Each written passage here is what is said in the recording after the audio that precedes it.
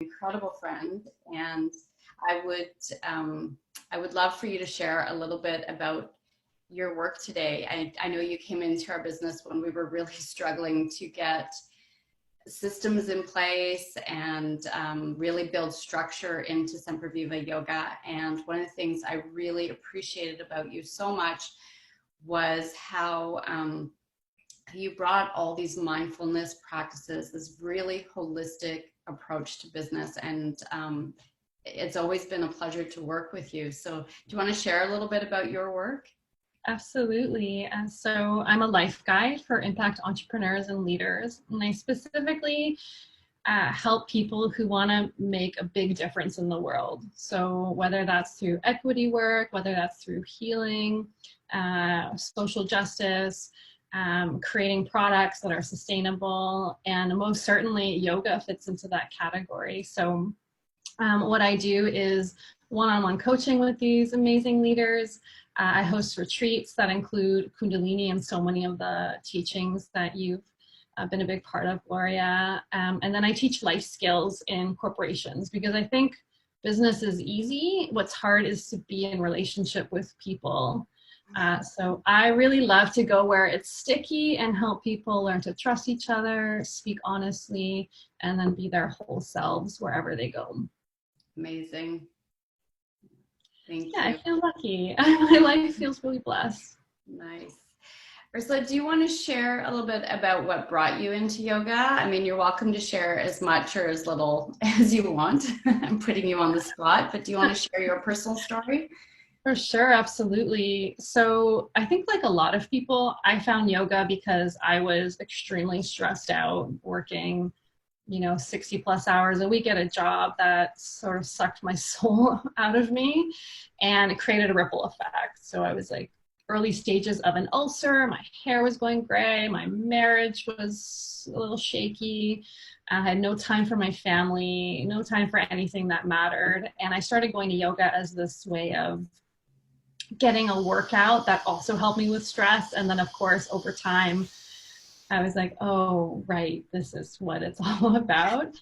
And then what's cool is how I found Kundalini, because I was studying Anusara pretty rigorously. And around the time that you and I met each other is around the time that my dad died. And I realized that I couldn't handle all the like cognitive aspects of yoga anymore. I didn't want to have I didn't want to like care about my shoulder loop or if my pelvis was tucked in. And I just wanted to get out of my head. And I went on a journey through the chakras workshop with you. And I remember you had asked me, you put your hand on my shoulder and you said, have you ever done Kundalini before? And I was like, no. And you're like, you're going to be fine. And I remember in that class, we were, activating all this energy, and we started dancing, and then I let myself go, and then I burst out crying, and months of grief just rolled out of me. And that's really when I think I began my healing journey through this big loss that I had. So and that's why Kundalini just stuck and is the practice that I do more than any other now. Yeah, I find that with a lot of teachers that they have their own practice that they teach, and then they often add this for that piece, for that emotional release. And it really is such a powerful release, and in a safe container.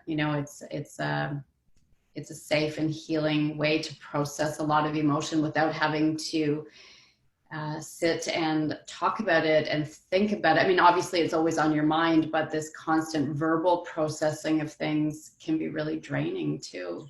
Totally. And even with that, it's the cognitive aspect of my body needing to move a certain way. And for a long time, I never felt good enough for yoga because I'm not a flexible person. I still can't do quote unquote advanced asana. I just don't care anymore about it. And I'm a very hold a lot of space for people. So when I taught yoga, I was holding all this space. And then when I started teaching and practicing Kundalini, what I found was a tool that people could hold their own space and Mhm. their body moved the way it needed to move and had the release that it needed, not with me adjusting them in any way, and all the way the word adjustment means. And it's been just acceleration for myself and for so many people that I get to work with. That's Yeah. the best part. Cool. That's a really good word for it, acceleration. And, sometimes when we talk about Kundalini, it's easy to sound a little bit biased because this is our training. This is what we live and breathe every day.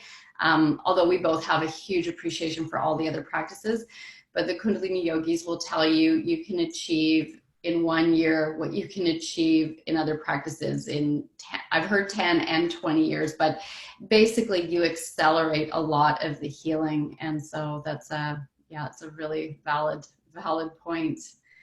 So Yeah, that's been really just sums up my journey. And for me, and I say this to so many of my clients, is the most sacred thing we have is time.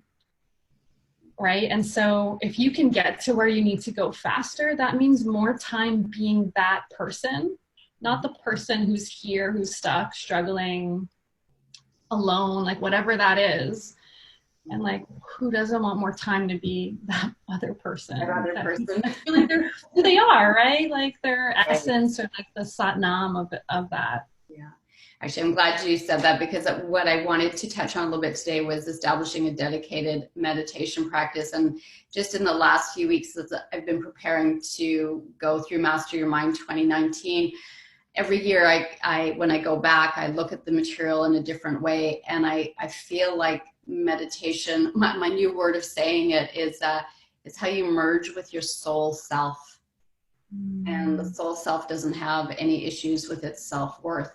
So that part of us that gets caught up in the, why is it happening to me? And, all of the drama that's easy to fall into when we don't feel good, or where we feel like things are misunderstanding, that things aren't happening to us, or happening for us. That's a journey. It's easy to say these things like, oh, things aren't just happening to you, they're happening for you. But actually feeling that, and feeling ease when things feel like they're crashing down around you, and like, I'm just gonna breathe through it. Absolutely. And that's, when I talk about like, when I, people ask me about what practices are my root, it's meditation number one. And I tried for years to get into meditation, and I just was never, I have a lot of energy. So to just sit still back then was not possible for me. And I remember being in Greece with you in 2014. I had to do Sakriya for 40 days to graduate. And I'm like, no freaking way, I'm not going to graduate. So I did 40 days, and I remember asking you what's the best path for me, and you said do another 50, and then you said go to 120. And by then it was a pattern in my life. And I've always appreciated that Kundalini, I could do not only a meditation to suit my current state, but it allowed me to practice in a way that I needed to in that moment. Like, do I need to sit still? Do I need to focus on my breath? Do I need a mantra? Do I need to just like think that my arms are going to fall off for 11 minutes? And what I loved about Meditate to Master Your Mind is I got so many cool tools specifically around the positive, negative, and neutral mind that I do all the time. Nice. Yeah. I was going to ask you what it was that made it possible for you to, become a meditator.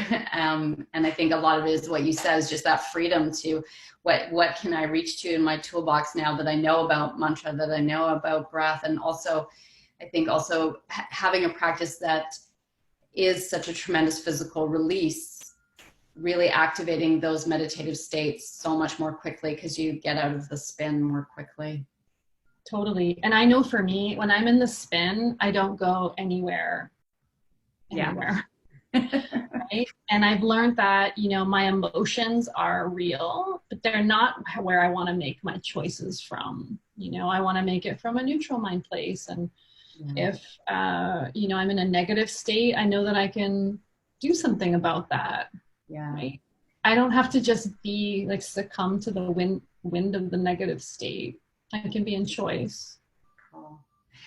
So I don't want to keep you too long because I can't tell you how much I appreciate that you're in Costa Rica on vacation and you left your husband at the pool to come and talk to us. So thank you. Thank you.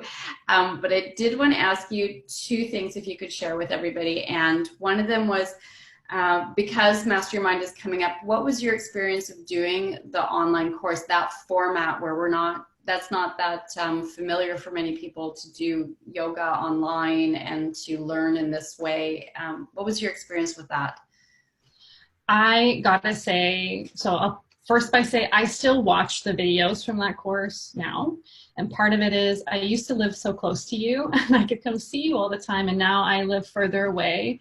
And to be able to practice with my teacher in my home is a huge deal in my life. So, and then because I teach Kundalini, I get to also build my skills as a teacher. So that's been helpful. I found it so the way you structured the course makes so much sense. It was so easy to follow. I felt connected to other people if I wanted to be. I didn't have to be too, which for an introvert is a big deal for me. Yeah. And I always just like put a playlist on in the background with your voice, the sort of feature audio. And I felt like I could just really release. Like there's something about even in a studio, your eyes are closed, it's beautiful, you get the Kula energy. But when I was on my own, I actually had to like face my shit. Like, I really had to face my shit on my own. And in that sense, I found the online format extremely powerful. Yeah. That might be like a good like new course title, Face Your Shit. Thanks for that. Practice. True. It's true. It's true. It's what we have to do. Otherwise, it's always avoidance, denial, excuses. So thank you for just calling it what it is. Yeah. And I got to say, what helped me too is a lot of online courses you do over like 6 weeks or 10 weeks. And I love that for one solid week, I had to do this for like 90 minutes a day or 2 hours a day. It started the whole practice off with 7 days straight, and that created the flow for the 40 days that came. So I really loved the intensity of that week of commitment to myself in the morning. It's back to what you said. It's like this personality type is not the personality that can sit still and wait it out. We want to be there yesterday. We want to get there fast. Yeah, totally. And could you, before we sign off and I let you get back to your husband by the pool, could you just tell people where they can find you? And I just think you do such phenomenal work, and that people should get to know you.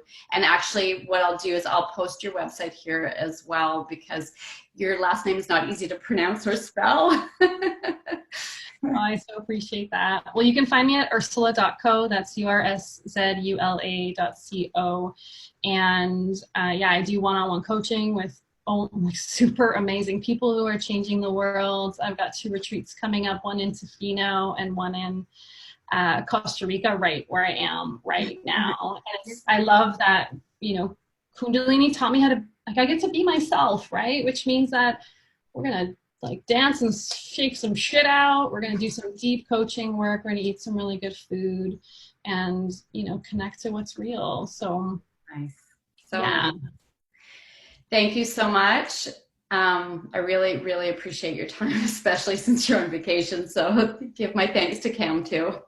So welcome, Gloria. And thank you for there's no words to tell you what you've given me. And part of me even being here is because of the role you've played in my life, that I can come here on vacation and lovingly, joyfully take a half hour out of the day to be with you. This is me living my life. So thank you for being a part of that. We'll see you when you're home. Thanks so much, Urszula. Enjoy your time. Hasta luego. Bye.